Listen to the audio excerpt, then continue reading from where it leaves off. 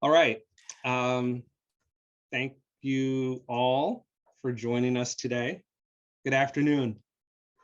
Welcome to a panel discussion on the promotion of diversity, equity, and inclusion research in operations research and the management sciences. This event is sponsored by the Informs Diversity, Equity, and Inclusion Committee. I'm Michael Johnson, member of the DEIC and professor at the University of Massachusetts, Boston. The Diversity, Equity, and Inclusion Committee was founded in 2016. It has its roots in an ad hoc diversity committee that I believe was started by former Informs President Mark Daskin in 2006. Since 2016, the DEIC has had a number of notable achievements. We developed a diversity statement and persuaded Informs to feature it on our society's homepage. Let's see if I can give the link to you.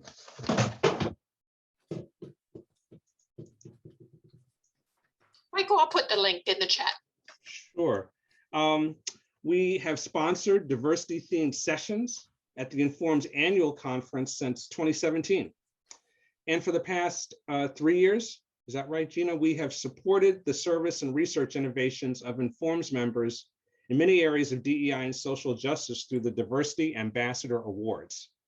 Is this the second or third year? Second year, right. Or third year, thank you. So today's event wouldn't have been possible without the outstanding leadership of the DEIC chair, Anahita Kojandi, DEIC past chair, Susan Martinosi, and Rhue, chair of the DEIC Research Pathways Subcommittee. All of our energetic and creative committee members and the Informs Board of Directors, whose strategic planning committee approved 5 years of financial support through the new initiatives program. So all of that made us DEIC possible. I'd like to provide brief introductions of our panelists. We'll put in the chat links to their official homepages so that you can learn more about them. They'll also tell us more about their stories in the panel discussion part of our program. And I'll note that Shannon Harris from Virginia Commonwealth University was slated to be on the panel, but is not able to join us today. So our first panelist is Tayo Fabusuyi. He's an assistant research scientist in the Human Factors Group at University of Michigan Transportation Research Institute. His research interests are in urban systems and operations research, specifically designing and implementing initiatives that support sustainable and resilient communities with a focus on efficiency and equity issues.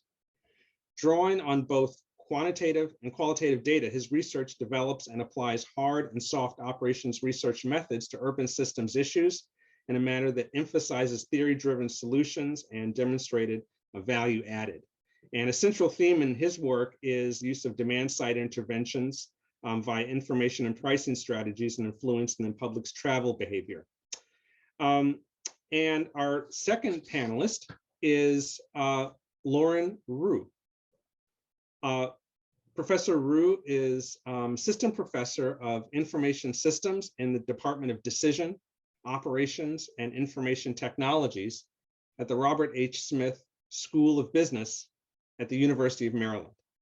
Her research uses empirical and econometric methods to explore the economic and social implications of technology. Believing in technology as a force for positive economic change, she's interested in investigating the economic implications of technology platforms for traditionally disadvantaged populations. Professor Rhue earned her PhD in information systems from New York University Stern School of Business. So let us welcome all of our panelists. So at this time, I'll ask questions for each of the panelists in turn. And panelists, please feel free to be your authentic selves here.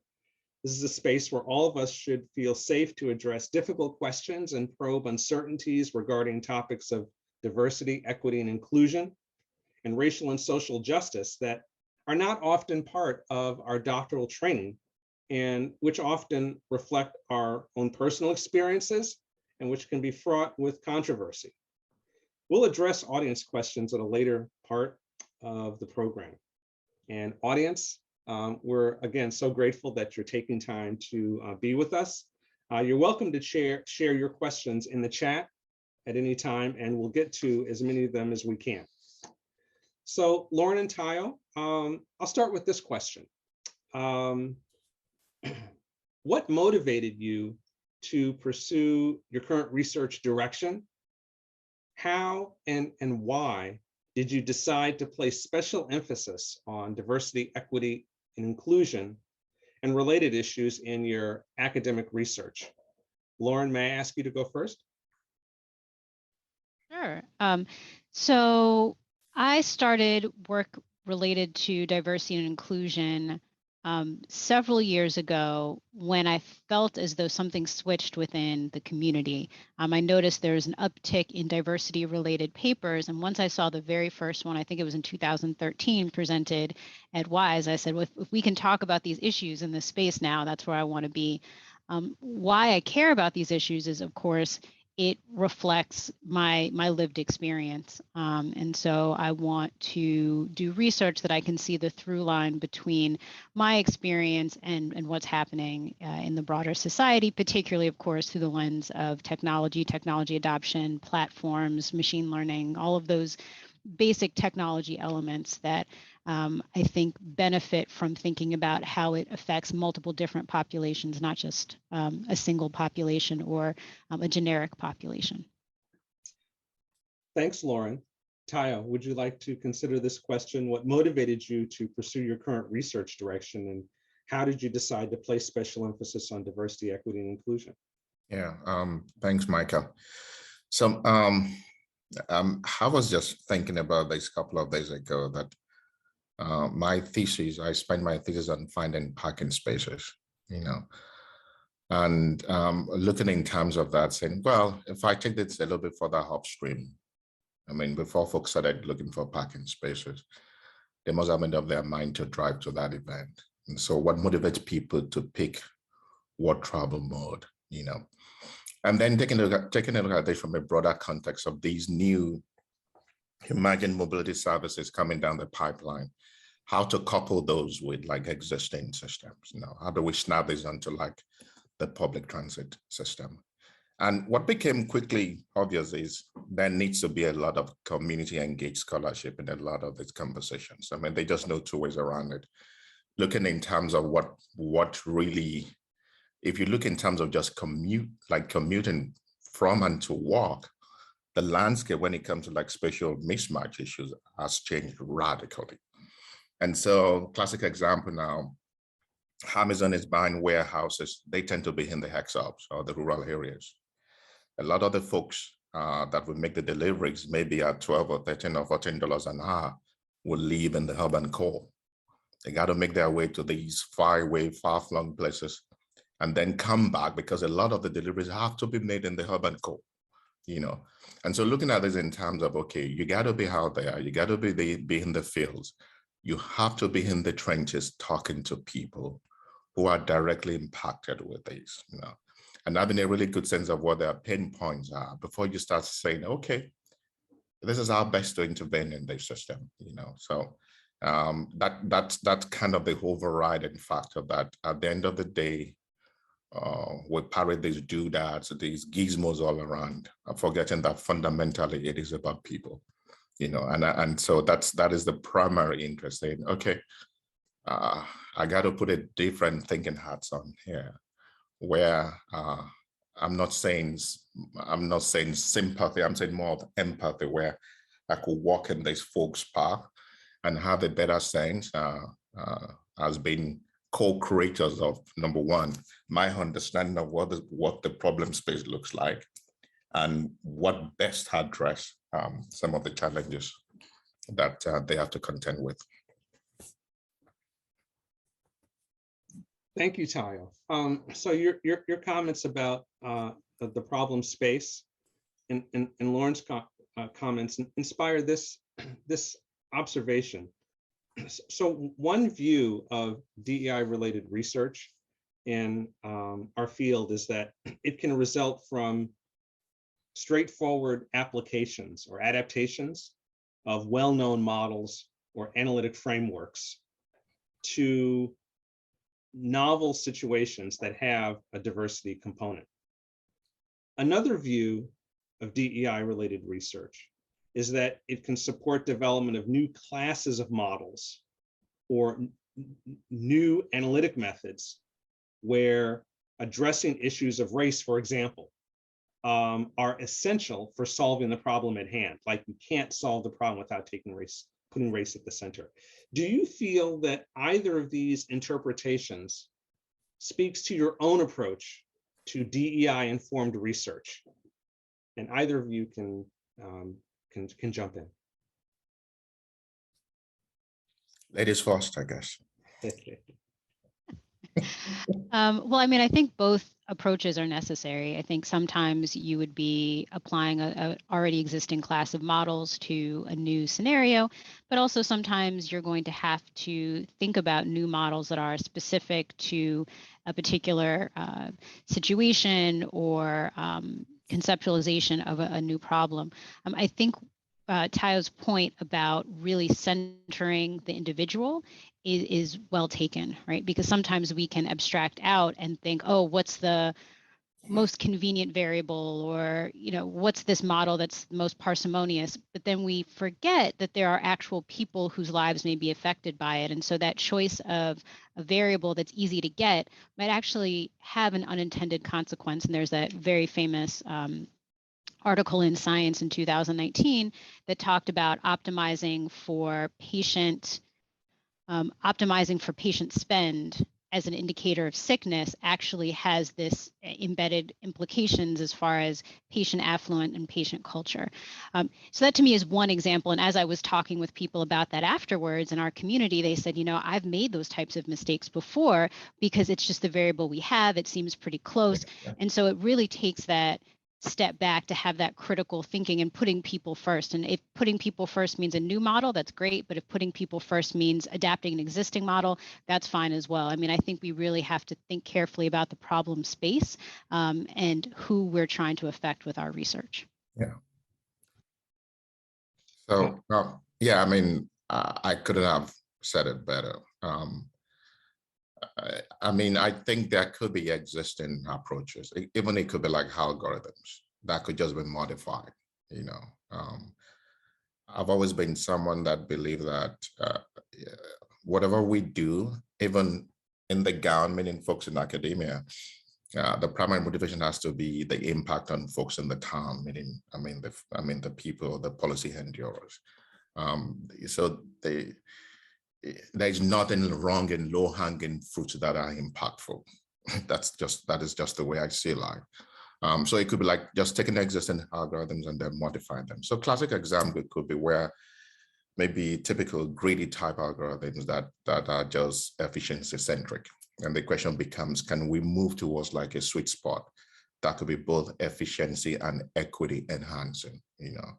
And some of those things do not take like rapid like leaps to make those modifications, you know. And at times you observe that, well, even when folks say, oh, there are always trade-off, not always, you know. You could get to a point whereby it's still equity enhancing without, or with just minimal losses in terms of the efficiency. I mean, that's just the reality. And at times I've always asked myself that, is it out of intellectual laziness that we do not do this enough, or is just that it's just not, maybe folks just don't have that existential experience to reflect some of those issues. So that's number one.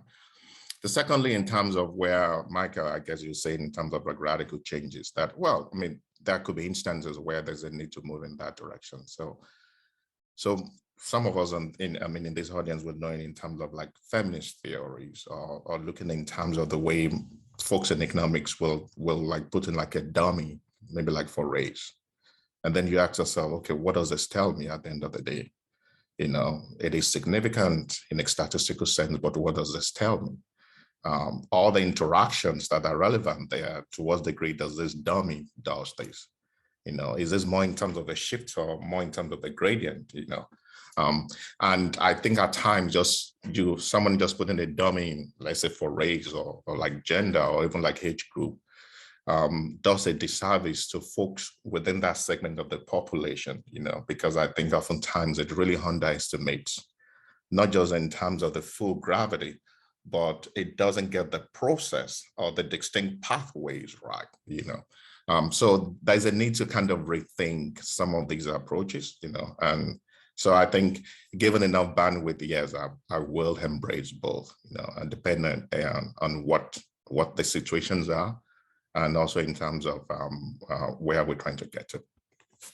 Yeah, thanks, Tayo. So one example of an approach that generates novel insights that wouldn't be possible if we didn't center race is the work of Shannon Harris herself. She's the co-author on the paper called Overbooked and Overlooked, Machine Learning and Racial Bias in Medical Appointment Scheduling. I'm sorry that she wasn't here today to talk about it, but her insight was that algorithms to reduce racial disparities and patient waiting times, the ones that do the best are the ones that explicitly recognize the race of patients as opposed to race blind ones. So that's an example of an approach where you have to put race at the center.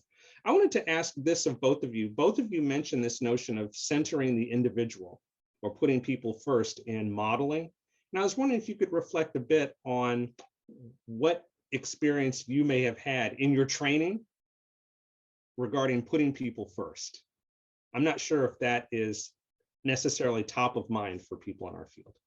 Well, I will jump in because I can say I've had very little training in putting people first. I've had a couple of professors who said, oh, you should talk with people about the phenomenon, but there's not as much. This is about just anything. If you're looking at a digital platform, you should reach out to people, but it's not clear how you would necessarily go about and get the ball rolling. So for me, part of it is thinking about problems that I see reflected in my day-to-day. And again, thinking about the user and maybe trying to become a user myself if I'm not already and get in those communities a bit. But I think that's an area in which we need to do more of. I think we need to, at least in my field or my particular subfield, we need to think more about how we reach out and how we engage with the communities and get some of those kind of protocols and culture up and running.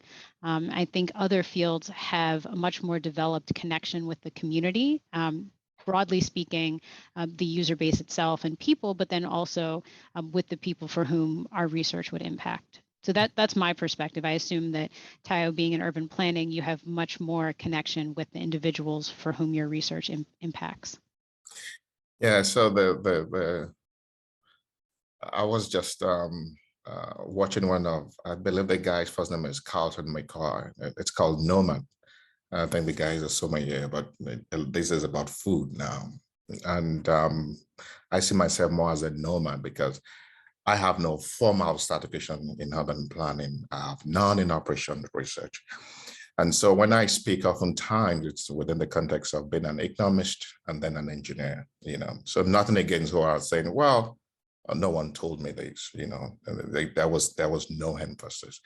And I think even though economics is in the social sciences, I arguably they will be the most guilty of these, because things are reduced to atomistic elements with the same series of endowments to make the model structurable, But when you look in terms of how do people change their behavior, how do they change their viewpoints or like mindsets? So classic example, who to vote for. You observe that is like folks canvassing, people knocking on your door, talking to you, and oftentimes you got to meet folks where they are, but really explicitly recognize the kind of the heterogeneity in terms of what they bring onto play. So when you now roll out your models where folks have the same endowments or attributes, you know that, well, from the get-go, this seems like half cost. So again, nothing against OR, it's just I wasn't schooled in that discipline, honestly, But when you look in terms of like engineering or economics, I would have expected economics to do better. I mean, as engineers, again, we go for things that are structured. And oftentimes, what's the saying? A man with a hammer goes about looking for nails. We are not taught to deal with people. We run our simulations with the machine and then we move on, because life is better that way. People generally are messy. That's just a reality. And you walk in the swamp when you deal with them. But I think there needs to be the understanding that, yeah, we have to walk in the swamp. We cannot afford to stay in these high structured grounds where life is pretty. We got to descend into the swamp and deal with folks where they are. Absolutely. And sometimes people don't realize they're not in the swamp. And I think that's another aspect as well. Sometimes it's useful to even have some type of training to say, you know, we know we're making assumptions to make our models more tractable, but these are assumptions fundamentally, and we might have to revisit them as circumstances require. So those types of questions or that type of awareness, I think even that would be beneficial. Yep. All right. Thank you both. And I want to acknowledge that there are traditions within our discipline that attempt to center individuals.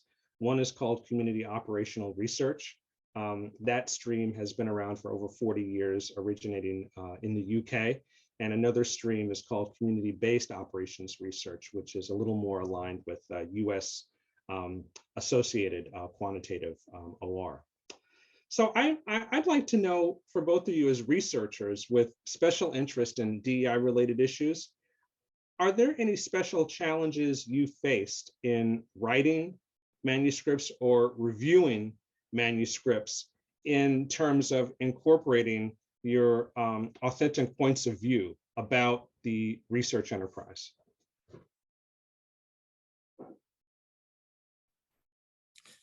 Well, I mean, I could go first there. I must say that there is still a decent degree of inertia, unlike Food Dragon, even more so in terms of perception. But one of the few things I've really observed is that, well, if there is a way this thing could be presented in a manner that they are richer, that folks tend to be more receptive to them, you know. And, you know, in the kind of the perennial struggle that, even though as an OR person, I really believe that part of the job that we do, even more so for the folks that are active in the public space, is just more as a policy analyst. You know, and one of the few things you take a look at is to say, well, it's not our job to take power, but to be able to sell ourselves or our agenda to power in a manner that power listens. I mean, when you're responding to calls or solicitations or like submitting papers, it's not radically different from that. There are some folks who are gatekeepers and they need to see merit in what you're selling, you know. And I think I've always asked myself, is it that we're not doing a good job enough selling those things, or is the onus more on the folks on the other side of the track, you know? So classic example, well, I always joke that if you got Amazon stocks now, you must be smiling because folks made out like bandits, you know, more so in 2020. And there's these massive online purchases for at-home delivery, anything from food to like fresh groceries to a new pair of shoes, because there's a reduced human-to-human interaction, you know. And if I'm knocking on the door, let's say Amazon or like Zook, then the question becomes, I got to sell them something to saying, look, this is a win-win-win-win for all the stakeholders, because you're leaving money on the table by not embracing some areas that you believe are historically depressed or where you believe the demand does not exist. Meanwhile, there is a humongous demand there to the degree to which you could sell your services to these folks, you know. And I think if that is presented to even purely from a modeling perspective, where there's something tractable that moves beyond just like a solo objective or a union objective that may be greedy, but more to like, let's say, mixed equity efficiency that is richer, maybe to like a multi-harm bandit type kind of a problem. Yeah, I mean, I think folks will respond to it better. So I'm saying, well, if we're not getting a lot of traction in this area, we got to ask ourselves, I mean, is there something we could do better in terms of the presentation, you know? And then what is it that the gatekeepers, to the degree where we could sensitize them about the need to say, there is something in this for you. You know, again, using the economics as an example, there's something they call side payments. It doesn't mean bribery in the real sense of it, but that if I'm knocking on your door and I know that your elections are 18 months away, I got to give you something that makes you look good before your constituents, you know. So that is I mean that is my own way. That's the way I will present that. Thanks, Tayo. Lauren? I think, Tayo, you've covered most of what I would say, and I think you said it very eloquently. So I'm going to move to reviewing, because I thought that was an interesting aspect of this question. I have noticed that one of the challenges is with the increased interest in DEI, people are coming at it with different level of sophistication and understanding of some of these issues. And so I think it would behoove all of us to have even more of that background, what we were talking about before, people-centric, humanities, sociology. As our research is becoming more interdisciplinary just by its nature, I think it would really be beneficial to have some way or some mechanism, even a reading list, because I noticed some of my reviews have been very, very long. Because I feel that this is an educational opportunity for people who are maybe interested in this space, but they don't have the background to really show some of the references that they need and give them the opportunity to do a lot more research to get up to speed on some of the background issues related to diversity in general. Yeah, thanks, Lauren. So I wanted to follow up your response with this question that there may be some in our field who want to engage in DEI informed research, but they may feel that they don't have the necessary expertise or experience. What would you advise them in order to build the possibility for making a contribution in our space? So one of the first things I would say is try to think about what you can provide that's different, right? So everybody has different sets of experiences when you think about centering people, and perhaps there's some diversity related question that you have special insight into, whether through the information that you already have or through your own perspective. So that's one thing that I would say. I would also say to draw from other disciplines, especially if it is something that would be sociology related or women's African American study, Asian studies. I mean, there's all of these, there's a broad scholarship that has done deep dives into some of this background. So even picking up an overview from one of those disciplines, I think might help. And then beyond that, trying to figure out how it would benefit the community of interest. So again, if you're thinking about something with gender studies, it would be useful to think, how might that be a net positive for the community that I'm interested in. So I think a lot of it has to do, again, with what we said before, being very people-centric with your intentions, and then being open to other disciplines that maybe have a more developed research stream and literature in this particular area. Yeah. Tayo. Yeah, so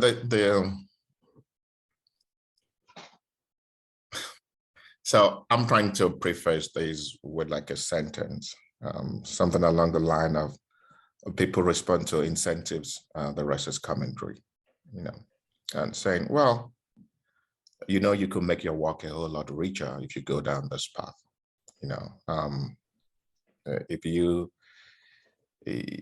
something along the line of what I just mentioned earlier on could provide a much richer, and actually with strong policy content, in terms of the way some of those problem spaces are really addressed, That is number one. The second one, which is really crucial, which more like a call to arms for everyone, on this call, is that a couple of weeks ago, I was talking to a professor of operational research, and who pretty much spent all his life in telecommunications and queuing theory. And then he was saying in terms of his own path and where he is now. And right now he does a lot of healthcare issues in terms of essentially having access to that spaces. Again, queuing theory.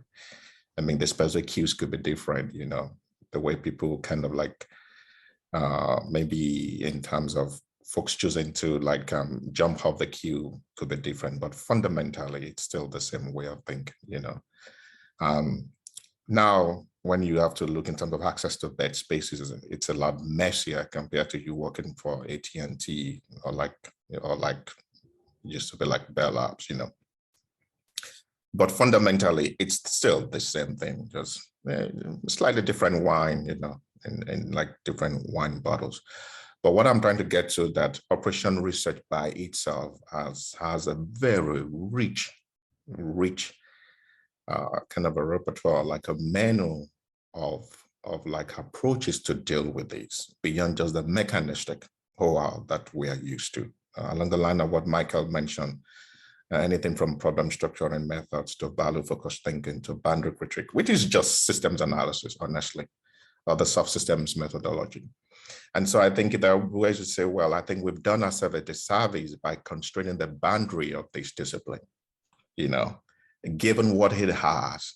If we could take a different, if we could take a look at it from a different perspective, it opens a whole new avenue that we could now use to creatively explore the synergy with the existing mechanistic approaches of, let's say, heavy on the mathematical modeling that we are used to, you know. And then so you don't have to go far away, you know, it's just maybe a degree removed from what you do now, you know, but that could present things in a whole different light.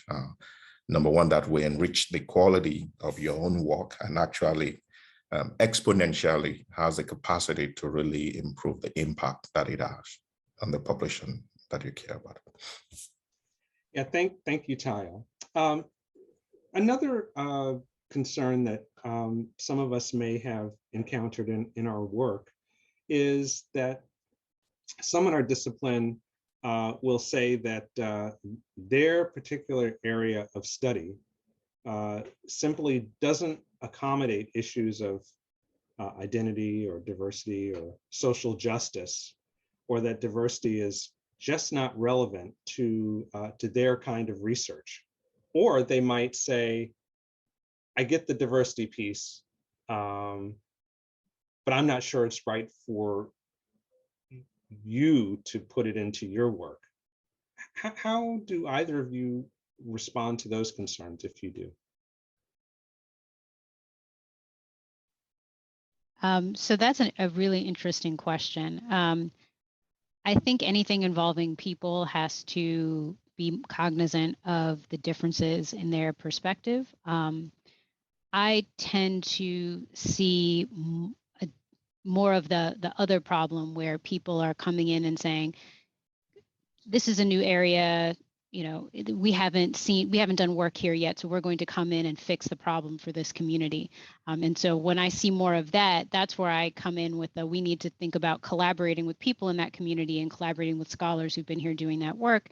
Because I think to Tayo's point, there's all sorts of interesting ways of expanding what we're doing, the models that we have and our way of thinking to these novel problems. I mean, as things are becoming, as digitalization is, you know, transforming so many things, we have new data sets, richer processes, all of these things that we can take this OR, MS, IS perspective on. But I think it's really important to say that even though we haven't been in this space before, we come with these set of skills, but other people have other skills, right? Other people have other backgrounds.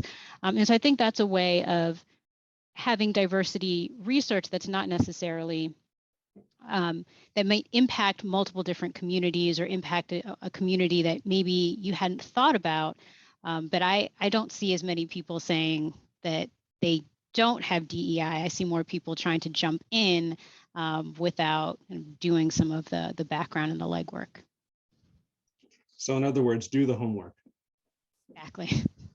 Yeah, exactly. So I think I mentioned feminist theories much earlier. So I mean, folks who did law would tell you that most of these new conversations about critical race theories were things that they addressed 40, 50 years ago, you know. So to Lauren's point, yeah, I mean, very little of this is new.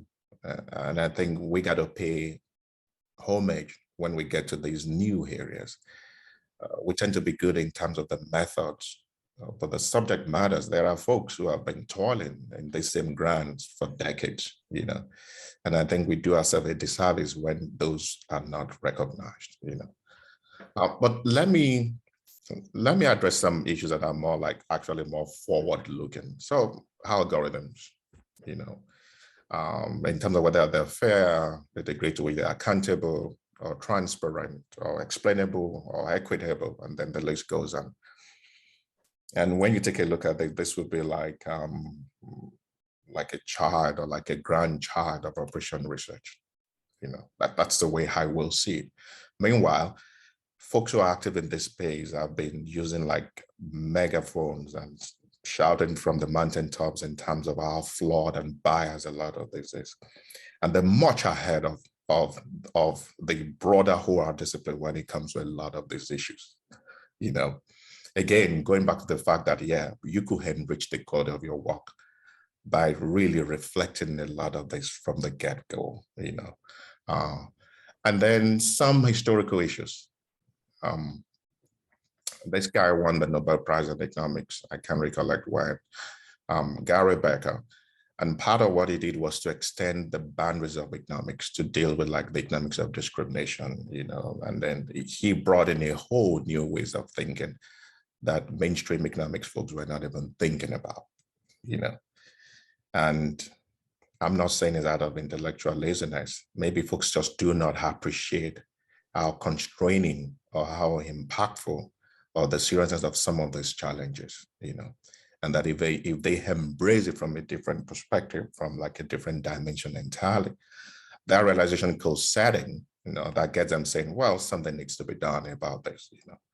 So just again, something on the forward-looking side, looking in terms of a subset of our own domain in terms of algorithms, which I think folks are not just in terms of looking in terms of the data or even what happens inside the black box, but increasingly now in terms of being able to adequately structure the problem so that you avoid what Kimball, how did he say this? He said, to avoid the error of the third type, as in don't solve the wrong problem, you know, to the in terms of like where the example I mentioned in terms of economics, where right now there is a suite of like subgenre that really speaks to, let's say, the economics of discrimination and stuff like that.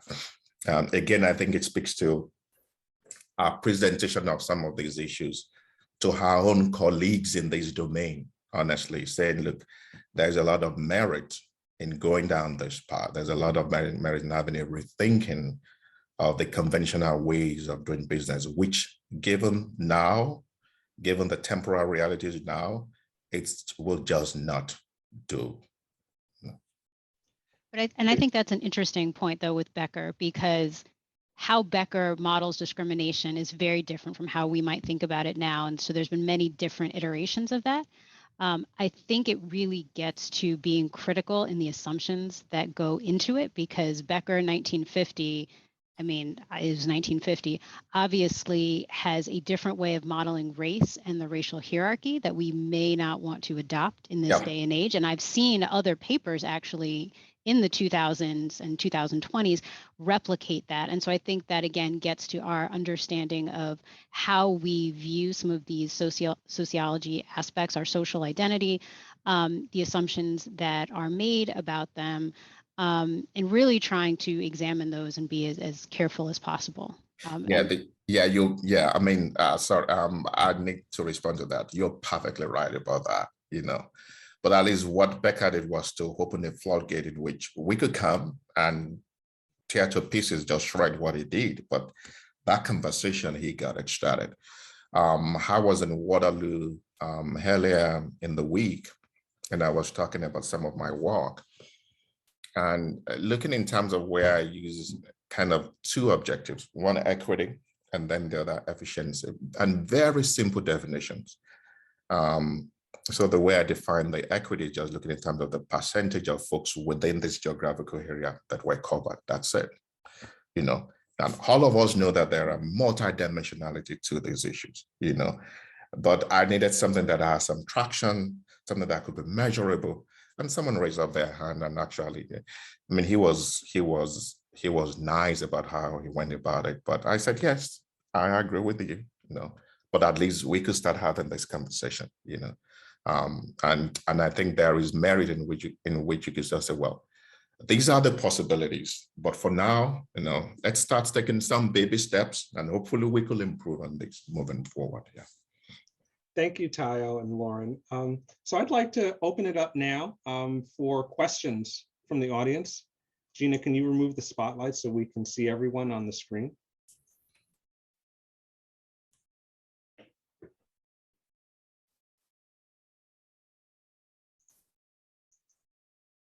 Great. So anyone in the audience, any questions, feel free to raise your hand and we'll recognize you when we can, or you can put your questions in the chat and we'll read them from there.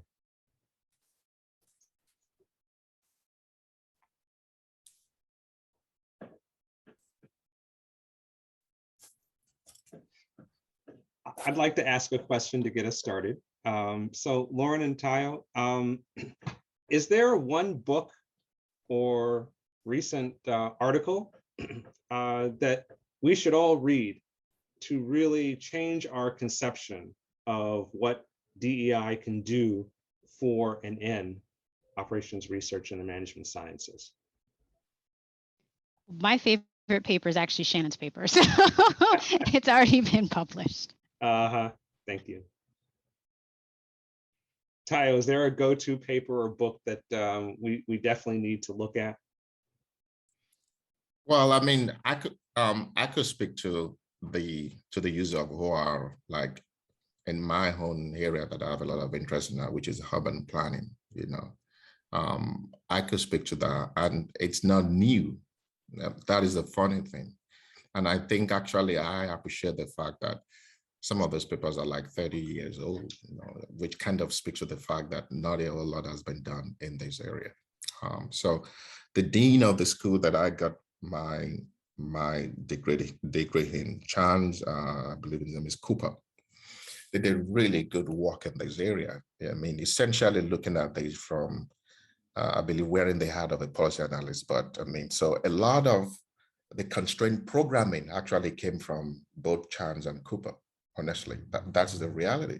So Cooper was the dean of my school, and then I believe this is a late 1959 or 1960 paper. Really, it's very old, but still rings true up till now. Really. The second one, which again is old, is from across the pond. It's looking in terms of the work of Jonathan Rosenhead, actually centering it within the context of urban planning. And a lot of what he's saying is true up till now. So I used to work in development economics, where there are some assumptions in terms of when you give foreign aids, this is the way these things should kind of like pan out. And I keep running into the same problem within urban planning, So like here we have metropolitan planning organizations with 25 years planning horizons. But there are these new ways of doing things now. It means that essentially you go in with one hand tied behind your back, so you essentially have frozen futures. You're building onto a plan that does not provide some flexibility, and so I just think some of these things, even learning from the whole ways of doing things and actually making them implementable or actualizing them, we could have gone a whole lot more way, but I guess folks are set in their ways in terms of the way things are done. Yeah, thanks, Tayo. I wanted to put in the chat this question, an answer to a question about what we could check out. Yeah. So I turns out that a very famous operations researcher named Russell Akoff wrote a paper that was one of the earliest examples I can think of community operational research and community engagement in the low-income community of Mantua around University of Pennsylvania. And the paper is dated in some ways, but it's instructive in others. And I'd encourage all of us to check it out and see whether what's old is new again, what we can learn from it. So there's a question in the chat. Let's see if we can get to it.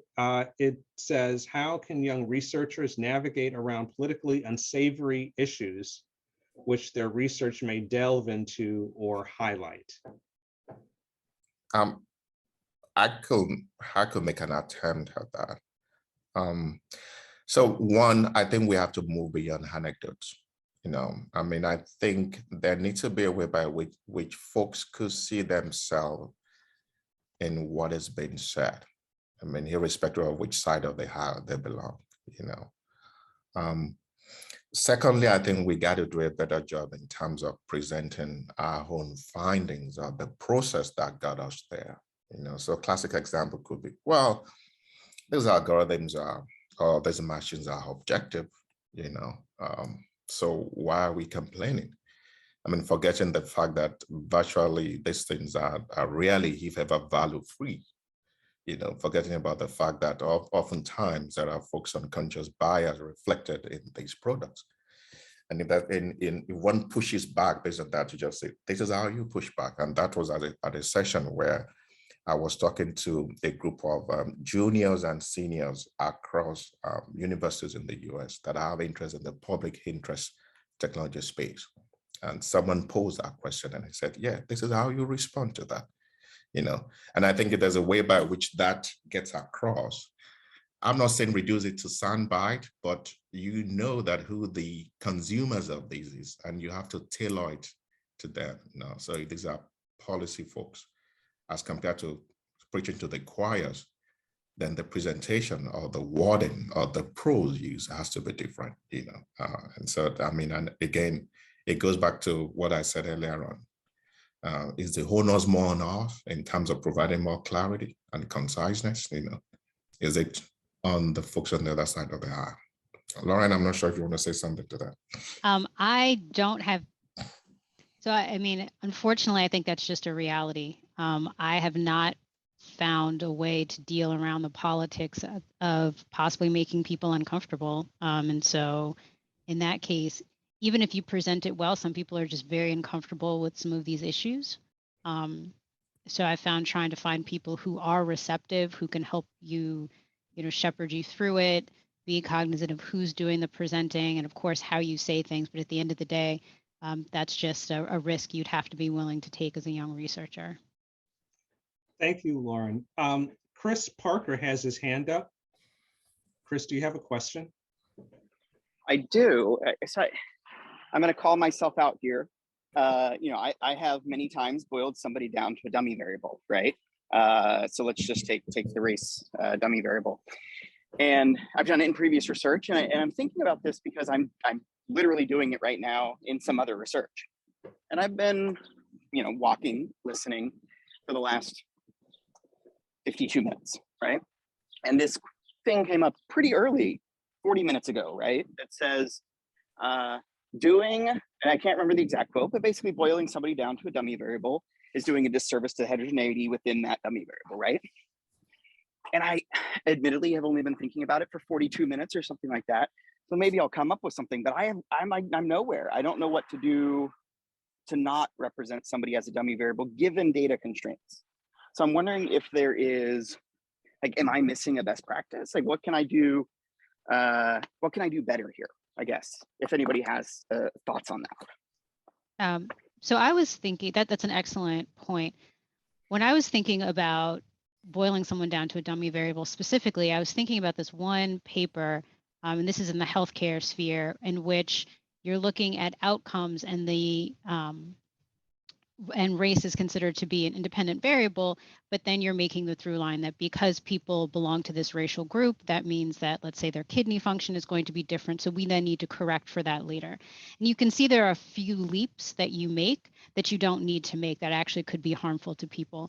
So I don't think it's just the notion that you have a control for someone's race, because that might be very relevant depending on what you're looking at. I think it has to do as well with the inference and the recognition that just because somebody belongs to a particular social identity, that's not what encapsulates all of their social identity, and be careful when you draw your conclusions. Yeah, so. Go ahead. Yeah, I mean, Chris, you are right. I might have mentioned that dummy variable. And I think this is the way I will respond to it, given that, and I recognize that we have just like 7 minutes. One has to do in terms of the pathways that get people to where they are. And the way we do things is that we recognize the milestone. We recognize where folks are. We've not done a good job in terms of that process, that checkered history that people have, which is a whole lot messier, even more so when folks are at the peripheries, you know. So if you take a look at my last name now, it's not a last name that is common.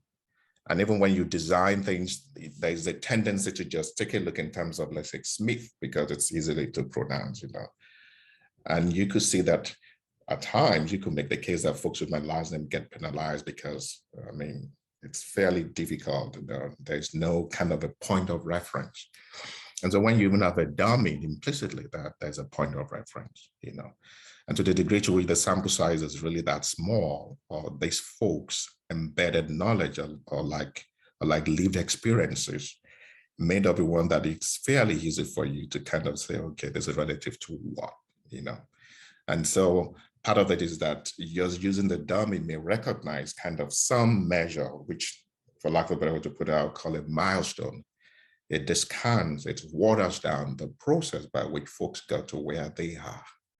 And there's no way, if you just say, okay, this is the policy response I'm going to take with regards to these findings, there is no way by which you could have explicitly addressed that kind of the process or the pathway that these folks have taken without explicitly being deliberate and intentional about speaking to that process, you know. I'm not sure whether that answers the question. We could take it offline, you know.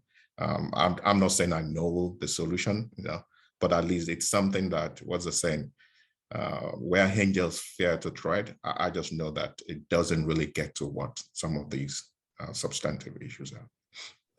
Thank you, Tayo. And I want to remind everyone that even though we're coming close to the hour, we'll keep the Zoom room open. Is that okay, Gina, so that folks can continue the conversation afterwards if they would like? Sorry, Michael, I got to hop off at 3 o'clock. I understand. Thank you, Tayo. We have time for one question. Let's see if we can address it from Tara.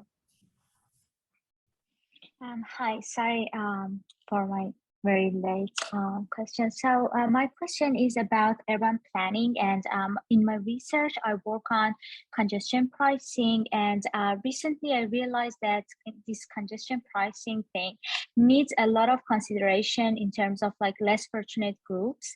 And I want to know what resources I can use to like educate myself in this domain, and I can add it to my research in the future.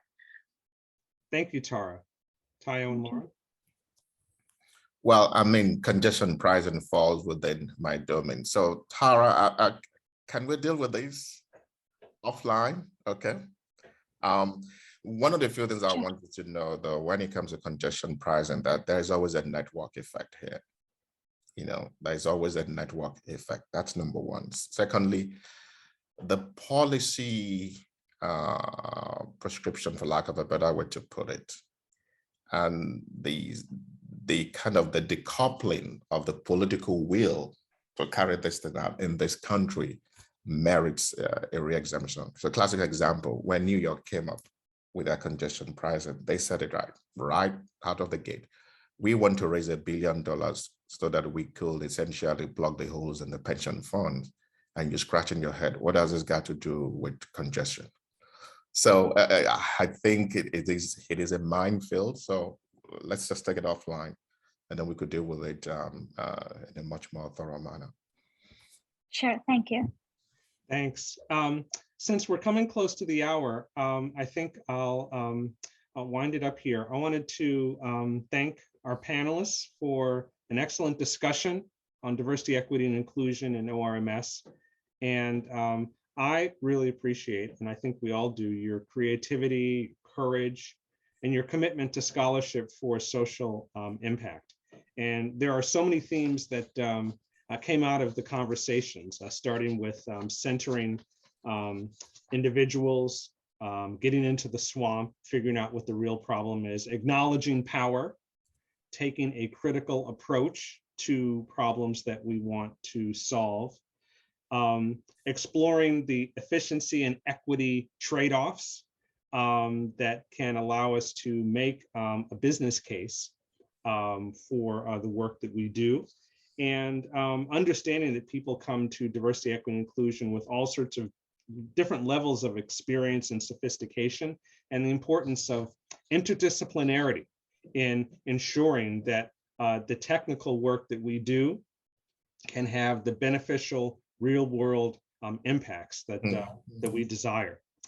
So I wanted to let you know that we've recorded this event. We're going to make it available to the Informs community at a later date. And I want to thank Anahita Kojandi, her leadership of the Diversity, Equity, and Inclusion Committee and engagement with this area since the founding of the committee has been just a joy to behold. And is Anahita here? She was here in the first half hour or something. I don't see her now, though. Okay, I was just going to give her the opportunity to give a benediction, but since she's not here, I'll thank all of you sincerely, and we'll hope that this will be the first of these kinds of events that we'll have in the future. And if we were in person, we'd exchange business cards. Since we're virtual, if you'd like to make contacts, please use the chat. And Tayo, I know you have to leave, but I can hang around for a few minutes. And thank you so much. Let's give everyone a virtual round of applause. Thanks a lot. Thank you. I have to leave as well, unfortunately, but thank you. This was great. Thanks, Michael, for moderating this session. Thanks a lot. Take care, Thanks, guys. Tayo. Yeah. Thanks, Lauren. Have a great day. Bye-bye now.